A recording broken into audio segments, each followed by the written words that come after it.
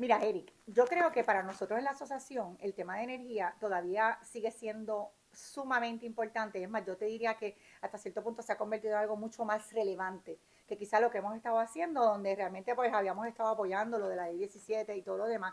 Pero como esto se ha convertido en una crisis energética, yo creo que tenemos que pedir cuentas, ¿verdad? Y yo creo que Sí. ahí, ¿verdad? Hay un área de oportunidad donde quizá nosotros como el sector privado podemos ayudar a que esa conversación se dé, pero tenemos que exigir que esto funcione. ¿Cómo tú ves eso? Pues mira, lo primero que tenemos que entender es que tenemos una infinidad, no tan solo a la Autoridad de Energía Eléctrica y su junta de directores, controlando o manejando el tema energético relativo a la contratación de Genera y Luma para administrar y suplirnos la energía que necesitamos.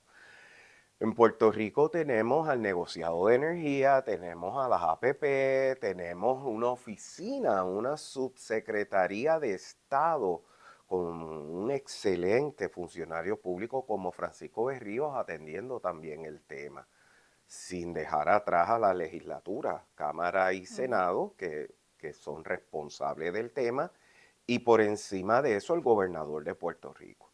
Así que cuando nos preguntamos por qué hemos caído en esta emergencia, pues tengo que pensar lamentablemente en la interacción que hubo en las vistas congresionales, Que eso fue hace 2 semanas atrás. que eso fue hace par de semanas atrás y yo te digo, para mí fue sumamente incómodo el escuchar que no hay proyectos aprobados y eso fue como resultado a preguntas que la congresista Nidia Velázquez hizo a los allí presentes. Para mí fue sumamente incómodo el escuchar cifras distintas, que la comisionada residente pidiera un dato y que la Uh respuesta -huh. tuviera que ser corroborada por Manuel Lavoy porque se estaban dando datos incompletos e incorrectos. ¿Tú no crees que eso tiene que ver con que todo está descentralizado? Pues fíjate, yo creo que tiene que ver porque lamentablemente nos hemos movido de un monopolio público a un monopolio privado. Ahí tienes un punto. Y lamentablemente el monopolio privado está colocando por encima el corto plazo en vez de velar por el corto y el largo plazo. Eric, ¿qué tú quieres decir con Uh eso? -huh. Cuando tú tienes una empresa que solamente busca las ganancias a corto plazo y se olvida de que aquí hay un plan que para el 2050 hay que llegar a un nivel de energía renovable y a un costo específico de la energía eléctrica y se va a los accionistas y se le dice que por los resultados de Puerto Rico ellos están revisando sus resultados Positivos. financieros de forma positiva, pues es sumamente preocupante. Pero en arroz y habichuela, a mí lo que más me preocupa es a don Pedro, el de la panadería, que su negocio se le cae en pedazos por las interrupciones eléctricas. A doña María, la mamá del trabajador de la fábrica, que se preocupa por cuidarle a los nenes y alimentar a los nenes del trabajador de la fábrica para que esa fábrica pueda subsistir, pero que en ocasiones la fábrica tiene que despachar a estos trabajadores por falta de Uh energía -huh. eléctrica y estos trabajadores se van sin paga. O sea, Puerto Rico no puede ser un lugar donde nuestros ciudadanos pierdan sus enseres eléctricos por las interrupciones y la baja calidad eléctrica y que no hay ningún seguro ni ningún rescate para los consumidores. Por eso Industriales le pidió al negociado de energía que revisara las condiciones de impunidad, donde pueden ocurrir unas desviaciones del proceso y nada ocurre. Hay una palabra bien importante que es Uh accountability. -huh. Yo soy responsable de mis acciones y todos deberíamos ser responsables de nuestras respectivas acciones. Y aquí el que se quede 500,000 de puertorriqueños sin electricidad un viernes en la noche por 4 o 5 horas cuando es parte de la rueda económica que la gente sale de viernes social a compartir, a disfrutar o a botar el golpe, como dicen mis hermanos dominicanos, y que no haya alternativas porque no hay energía eléctrica, no puede ser. O que simplemente atente la madre naturaleza contra nosotros porque nuestro sistema está tan débil, tan dañado, tan corrompido, que no sobrevive una lluvia, que no sobrevive unos vientos a la distancia, porque eso fue lo que pasó con la tormenta Ernesto, que no es lo que hizo Milton en estos días en Florida. Es, es bien Tengo penoso. un punto que mencionaste Sí, ahorita, ¿verdad? El que tenemos una meta sí, de llegar en el 2050, ¿verdad? A transformar el sistema energético de Puerto Rico con otras, ¿verdad? Fuentes energéticas renovables, que es el enfoque que estamos teniendo en Puerto Rico. Esa parte es bien importante porque a corto plazo, si nosotros no tenemos suficiente generación, tenemos estos issues con Luma y todo lo demás, pero también hay una responsabilidad de otros, ¿verdad? De otros interventores en este proceso de asegurarse que preparamos el camino y de que se toman las acciones para que nosotros podamos irnos moviendo hacia esas renovables. Y eso es una totalmente. patita que no necesariamente le toca solamente a Luma y a Genera, más a Luma que a Genera, ¿verdad? Pero sí ellos tienen una responsabilidad, pero hay otras cosas más que están corriendo que tampoco han sucedido. Y Pues eso nos pone fíjate, en una situación todavía más difícil. totalmente cierto, porque de ahí entonces entramos al concepto del estudio de Puerto Rico 100, donde está levantando, nos está alertando, levantando bandera de que si no tomamos acciones, no las podríamos ver y desear. Eh, es muy penoso que en el 2019 se dijera, vamos agresivamente a atender el tema y para el 2025 el 40%, en 6 años el 40% de la generación eléctrica tiene que estar basado en renovables. Estamos en las postrimerías del 2024. Las elecciones son en par de semanas y alcanzamos un 8% a duras penas. Así que el año que viene esto no va a estar en Uh -huh. 40%.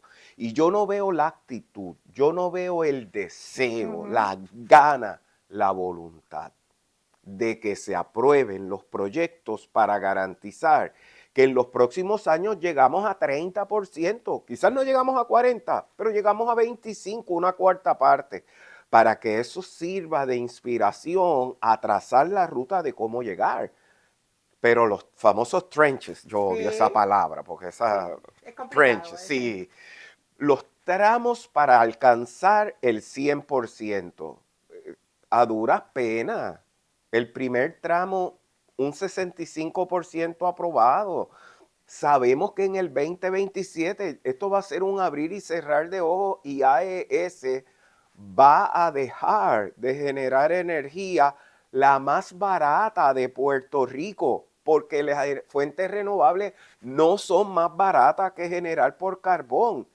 Y no hay un plan claramente definido de cómo se va a Uh sustituir -huh. esa fuente energética. O sea, Déjame comentarte. mm, Yo creo que ¿verdad? Mencionaste ahorita lo de no es el esfuerzo, el empeño, como que el compromiso. Sin embargo, lo que sí hemos visto que los consumidores, los industriales, los comerciantes, sí tienen el compromiso. bueno, Porque ese poquito de 8% que mencionas, en sí, realidad es el sector privado, los, el que ha hecho la gestión, los los prosumidores. prosumidores. O sea que cuando tú vienes a ver, ok, ¿qué es importante? Que a quien le toca esa parte de los famosos tramos, los tranches, tenemos que tomar acción con eso, porque esa es la porción más grande que va a ayudar a que el que no puede poner un panel en el techo de su casa o en el patio de su negocio, ¿verdad? O en el techo de su industria, pueda tener acceso a energía en la misma calidad, ¿verdad? Y beneficio de que sea renovable, sin que sea algo que se va a quedar rezagado y tenga que seguir usando la energía con combustible. Y no tan solo eso. Yo puedo entender los reclamos del desbalance que ocurre al tener las fuentes renovables durante el día, generando y empujando energía al sistema y que por la noche, en las horas pico, lo mismo no esté. Pero eso se sabía. Sabíamos que eso iba a ocurrir. Sabíamos que la gente iba a colocar los paneles en sus casas. Sabíamos que estas desviaciones iban a estar impactándonos. Pues entonces, ¿cuántas baterías hay instaladas? ¿Cuánto? Que están los fondos aprobados. Que eso es lo triste. Porque en Puerto Rico por año nos quejamos de que no había el dinero. Luego nos quejamos de que es un país en quiebra. Pero hay billones de dólares aprobados y no se están usando. Yo soy de una filosofía capitalista y clara de que el sector privado tiene que hacer la diferencia. Pero si están los fondos disponibles del Estado para que el sector privado los implemente, ¿por qué arrastrar los pies? Yo creo que, ¿verdad? Concluimos, y tú me dices si tú lo ves así también. Sí. Yo creo que lo que concluimos es que el proceso de transformación y reconstrucción de Puerto Rico del sistema energético ha tenido tantos tropiezos. Y yo, ¿verdad? Insisto que parte puede ser por el hecho de que no hay esa accountability. Totalmente. ¿Verdad? No tenemos esa estructura necesaria Totalmente. que debería de existir para un proyecto tan importante, quizás el proyecto más importante que ha tenido Puerto Rico en los últimos 30 a 40 años. Totalmente. Y que no se haya podido lograr que todos esos componentes esenciales que tienen que estar alineados para que esto se dé y ese plan que está hecho, que hay que revisar lo que está revisando el plan integrado de recursos, funcione. Y yo creo que, verá, quizá el reclamo o la postura de nosotros en el sector privado, especialmente en la asociación industriales, debe ser, vamos a unir esfuerzos. Correcto. Y ¿verdad? Seguir ese plan, ser fieles, tener accountability, dar respuesta y ser proactivos, porque lo que queremos es que Puerto Rico esté bien, que tengamos un sitio donde nosotros podamos realmente hacer negocio libremente, de que podamos tener un país próspero, pero que más que nada un recurso que es tan importante y necesario para el día a día de todos los ciudadanos, podamos confiar en él. Y no estoy segura si tú ves eso de igual manera, o sea, esa accountability. Sí, y con un dato adicional. En Puerto Rico necesitamos un liderato político y un liderato empresarial que sea transparente con el pueblo y le diga que los billones de dólares que se van a implementar es para la reconstrucción de la red, pero que necesitamos invertir en la modernización de la red. Y alguien tiene que pagar por esa modernización. Y mientras la Autoridad de Energía Eléctrica esté en quiebra y no haya una decisión final de cómo se va a resolver con los bonistas, nosotros no vamos a estar en condiciones de evaluar qué alternativas de modernización implementar. Más aún, en Puerto Rico, los industriales exportamos basura que es usada para generar energía de biomasa. ¿Y por qué eso no se hace en Puerto Rico? Porque hay una discusión que se ve dicho proceso como un atentado ambiental. No, hay países que han desarrollado la tecnología y el deseo y han hecho grandes cosas por eliminar los desperdicios enterrados, los vertederos sanitarios y lo han convertido en energía. Por lo tanto, sí, muy cierto, hay que tener accountability con el dinero y los esfuerzos actuales, pero se necesita la voluntad y la creatividad para poder enmendar, para poder transformar el sistema eléctrico y que nos ayude a mover a Puerto Rico al siglo XXI y al futuro de la economía, como el mundo se está moviendo. Eso es así. Gracias, Eric. Gracias a ti, Yandia.